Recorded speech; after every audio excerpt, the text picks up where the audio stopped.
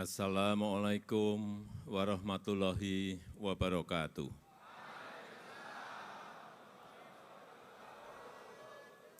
Bismillahirrahmanirrahim. Alhamdulillahirabbil alamin. Wassalatu wassalamu ala asrofil anbiya'i wal mursalin. Sayyidina wa habibina wa syafi'ina wa maulana Muhammadin. Wa alihi wa sahbihi ajma'in amma ba'du.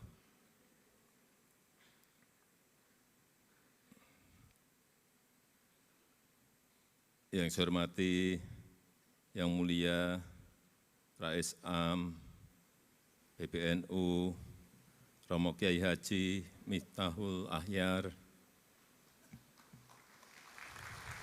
yang saya hormati, yang mulia Khatib Am PBNU, Romo Kiai Haji Ahmad Said Asrori, yang saya hormati para pimpinan lembaga negara, para menteri, Kabinet Indonesia Maju, Panglima TNI dan Kapolri, yang saya hormati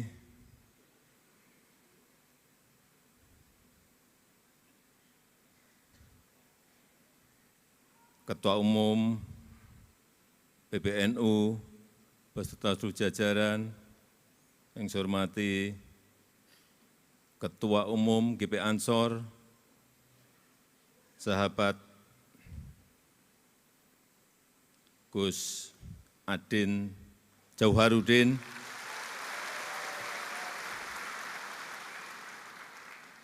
beserta seluruh jajaran pengurus baru,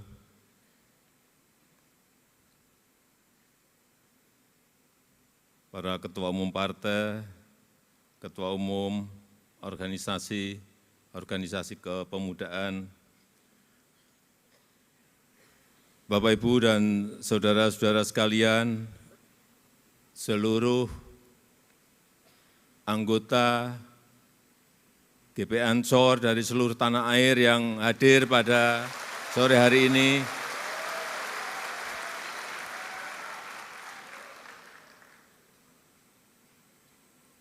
salam satu komando, siapa kita?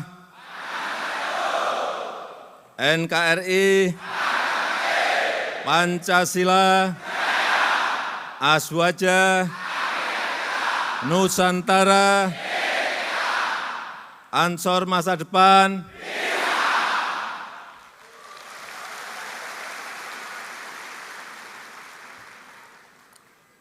Biar enggak sendirian, saya juga minta dikawal Banser 2.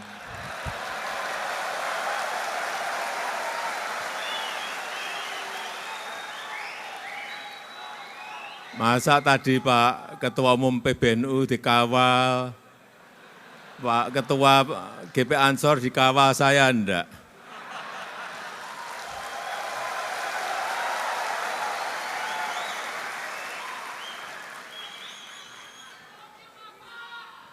Nah, gini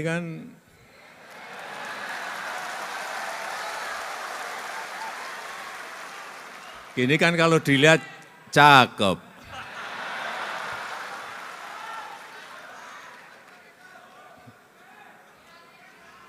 Tadi saya mendengar Mars GP Ansor, betul-betul saya merinding.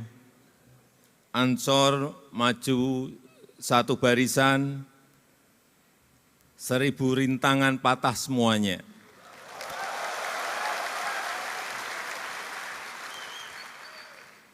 Semangat ini yang terus harus dipegang oleh GP Ansor. Semangat persatuan dan semangat pantang menyerah. Dalam menjaga simpul kebangsaan dan dalam menjaga hubul waton minal iman.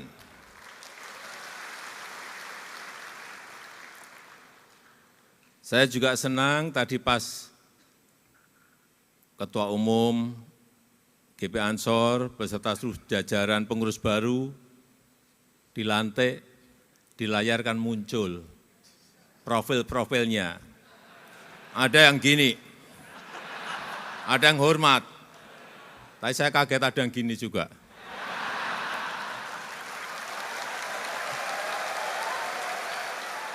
Ada yang juga gini, saya nggak tahu ini apa artinya gini. Artinya GP Ansori memang kreatif-kreatif.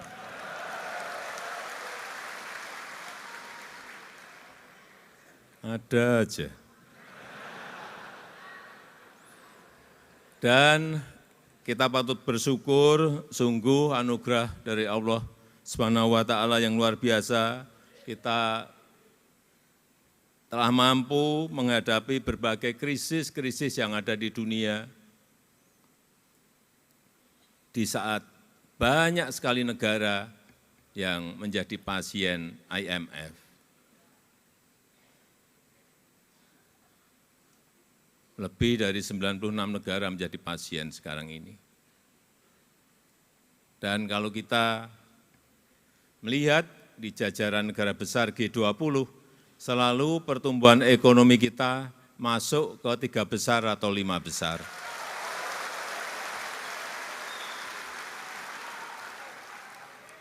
Apa yang ditakuti oleh negara-negara di seluruh dunia saat ini ada 3.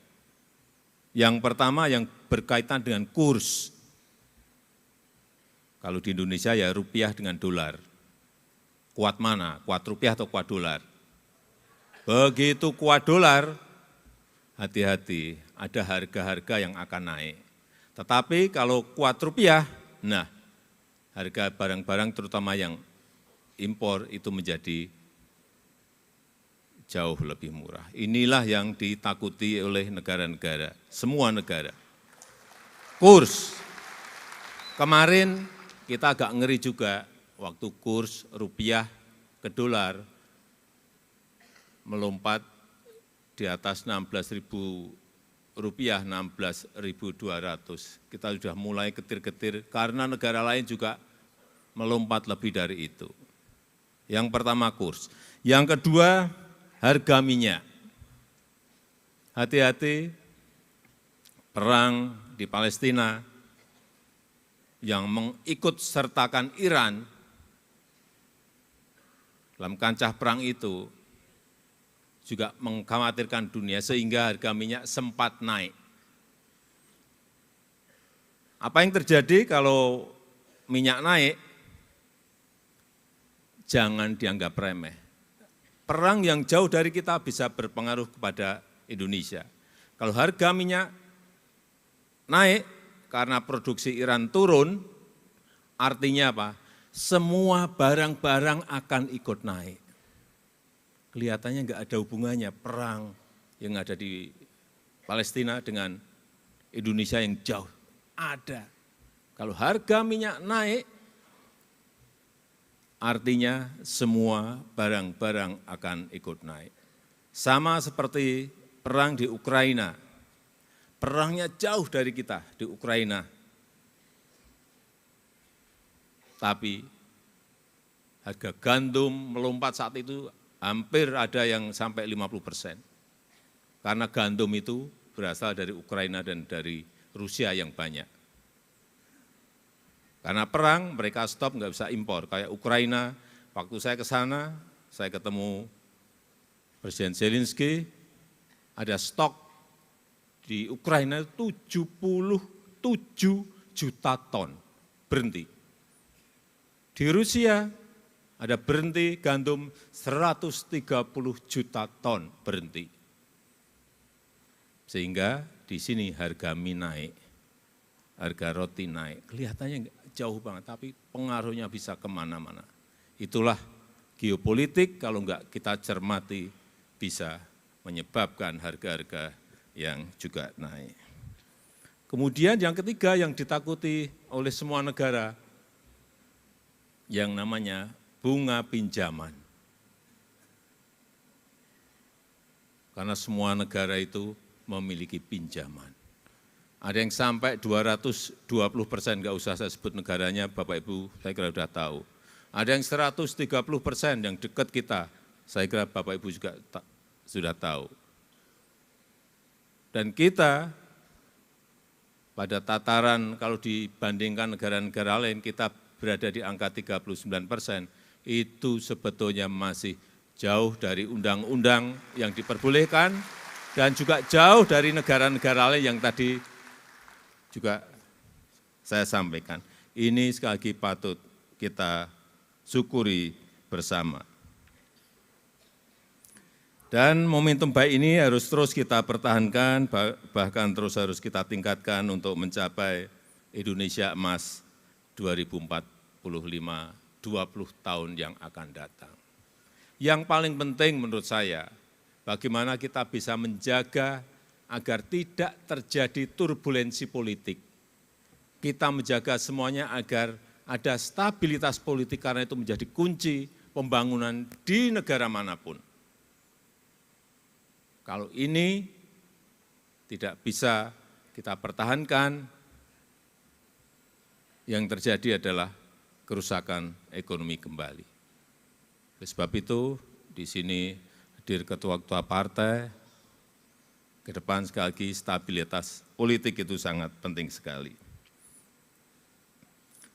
Oleh sebab itu, pembangunan merata perlu keberlanjutan. Hilirisasi industri perlu keberlanjutan. Program-program kerakyatan itu perlu keberlanjutan. Transformasi menuju ekonomi hijau juga perlu keberlanjutan. Pengembalian aset seperti Freeport, Newmont, Rokan itu juga perlu keberlanjutan.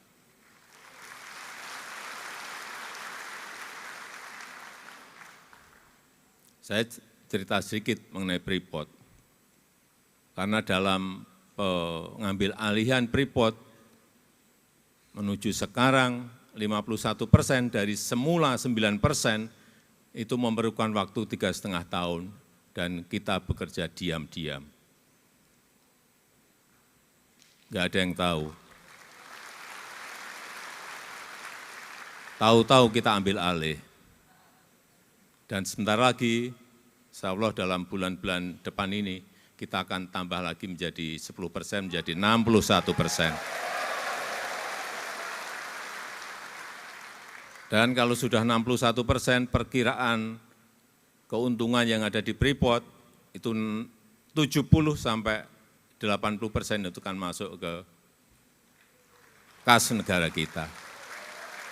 Baik dalam bentuk royalti, BPH badan, BPH karyawan, dalam bentuk biaya ekspor, biaya keluar, semuanya kalau kita kumpulkan akan berada pada jumlah yang sangat besar. Dan sekali lagi, kalau kita berbicara Freeport, itu bukan milik Amerika lagi, tapi sudah menjadi milik negara kita Indonesia.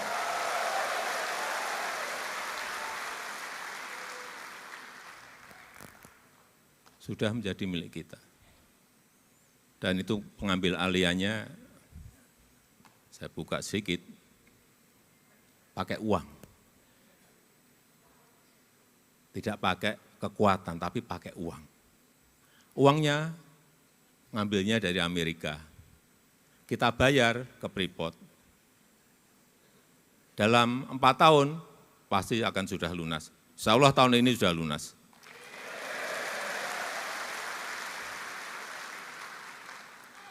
Dan harganya sekarang sudah 4 kali lipat dari harga waktu kita beli. Karena harga tembaga dunia sekarang naik begitu sangat drastis. Artinya kita untung dan untung. Untungnya saat itu pemiliknya mau melepas. Karena kondisi goncangan ekonomi saat itu. Meskipun juga saya banyak ditakut-takuti saat itu, waktu proses pengambil alihan, Pak hati-hati, Papua bisa bergolak. Besoknya ada lagi, Pak hati-hati, Papua bisa lepas dari Indonesia. Besoknya lagi memberitahu, Pak hati-hati, Indonesia akan bergejolak kalau Freeport diambil oleh negara. Tapi pengambil alihan itu tidak dengan kekuatan power negara kok. Dengan cara-cara bisnis.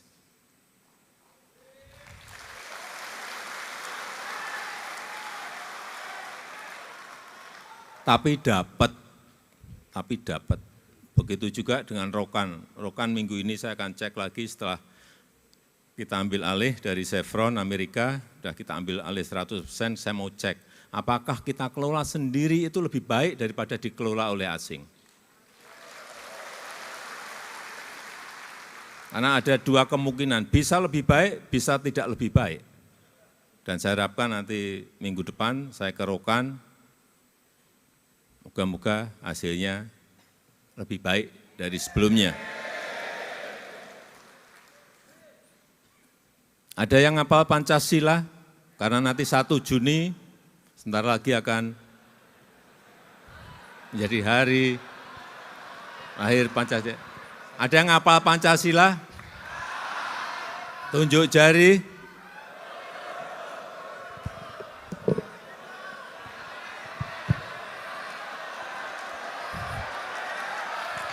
Ya, boleh. Iya, silakan.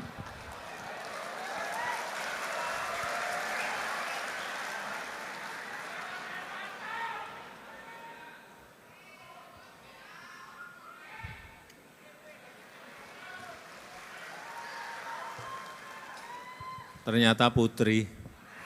Mohon maaf. Silakan, silakan. Dekat saya enggak apa-apa.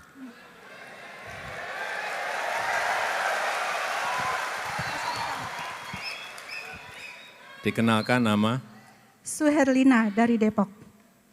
Suherlina dari Depok, Basada. Suherlina, Pak.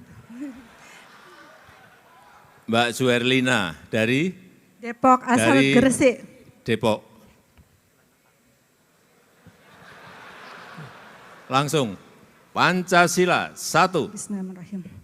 Pancasila, 1. Ketuhanan yang Maha Esa.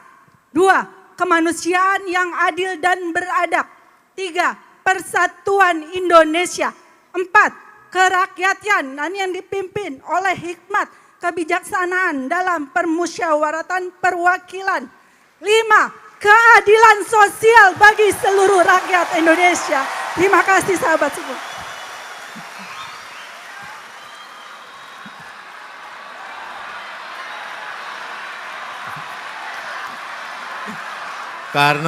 Karena penyampaiannya jelas, dengan suara yang lantang, saya beri sepeda. Alhamdulillah.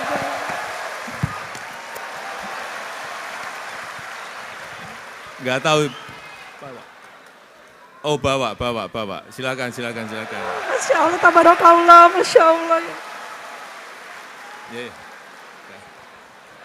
Terima kasih Pak Presiden. Yeah, kasih. Terima kasih Pak Presidenku, Masya Allah.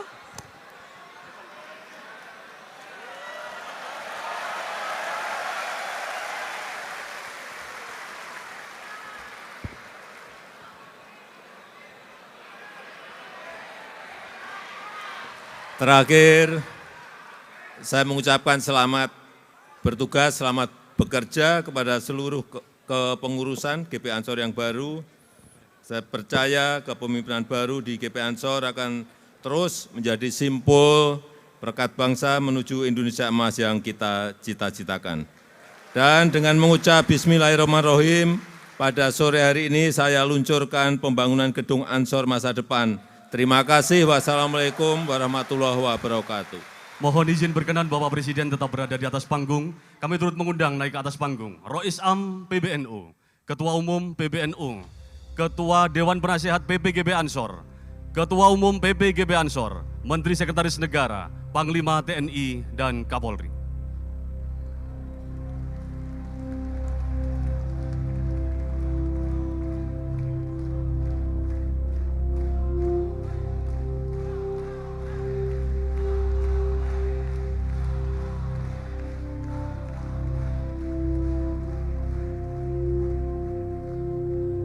Baik, selanjutnya kami mohon kepada Bapak Presiden untuk bersiap membuka tirai sebagai tanda dimulainya pembangunan gedung Ansor masa depan dalam hitungan mundur.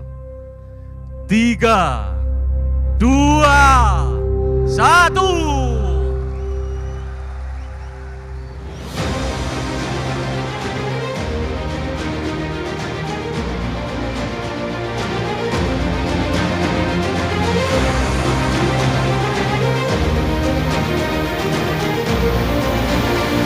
Dengan demikian, pembangunan gedung Ansor masa depan secara resmi telah diluncurkan.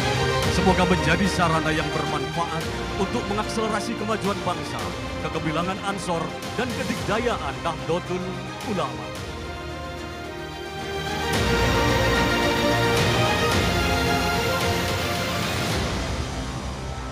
Terima kasih kami haturkan yang terhormat Presiden Republik Indonesia berkenan untuk kembali ke tempat.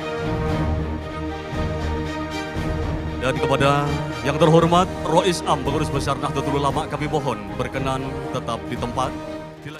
Sebagai negara besar harus berani melangkah, harus berani memiliki agenda besar untuk kemajuan negara kita, untuk kemajuan bangsa.